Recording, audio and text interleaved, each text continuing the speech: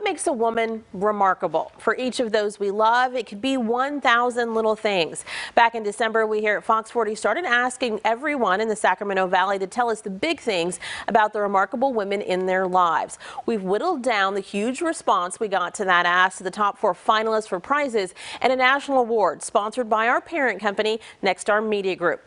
Let me introduce you to Remarkable Woman nominee, Ethel Mae Thompson.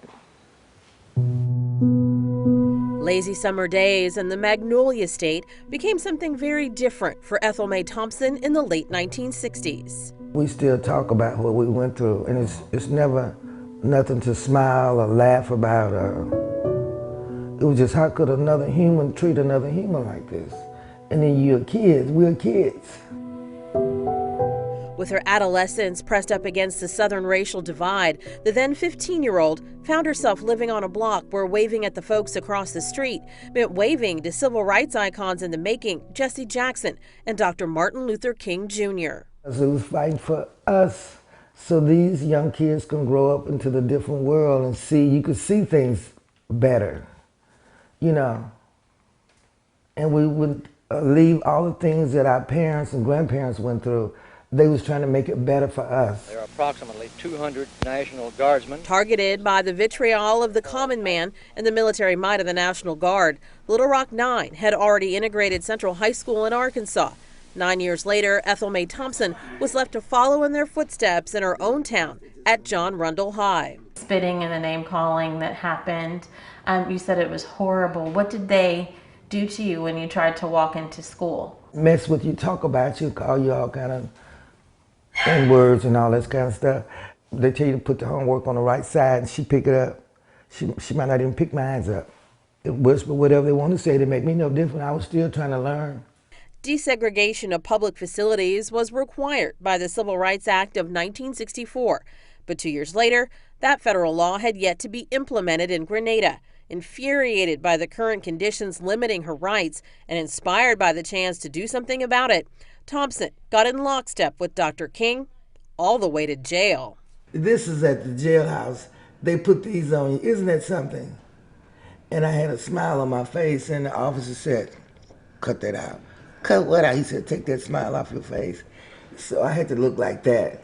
More than 170 other young adults were arrested right along with her, like cousin Rosie Marie, who ended up in rough conditions at the Mississippi State Penitentiary. It made me the person that I am today. It made me the mother that I am today. It made me a strong black woman that I am today. And it made me feel for people. Thompson's son Paul is in awe of how his mother chose to fight for him and the rights he should have, long before she could have imagined what his face might even look like. It made me stronger. It made me want to make sure I produced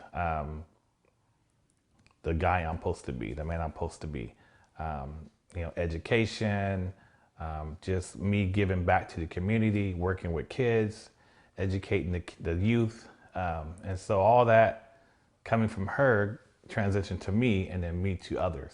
He's also in awe of how the same spirit that put Mom in the streets with MLK pushed her to put herself through school to become a nurse after she moved to California. Thompson doled out her special brand of caring to Kaiser patients in the Modesto area for decades. I love taking care of people. And my mother was always in my head. The mother she tended to as she lay comatose with cancer and died, leaving Thompson to mother her 5 other siblings, among them a 2-year-old, all while their dad worked. Ethel Mae Thompson fell in love with Army Sergeant Paul Thompson Sr., a mechanical engineer. The second oldest of 6 had kids of her own, and her son says she's mothered dozens more, always quick with a word of encouragement, always willing to devote time to helping someone work through a crisis. What does it mean to you that Mom was that kind of person, that she always had some more to pour out if someone was in need? It means everything to me because, like I said, seeing her in action, knowing that this is what my mom legacy is going to be, and this is what she's done and all the hearts and people she's touched. It's like, I want to be like my mom. I want to do the same thing. And join us next Tuesday as I introduce you to another one of our Remarkable Woman nominees.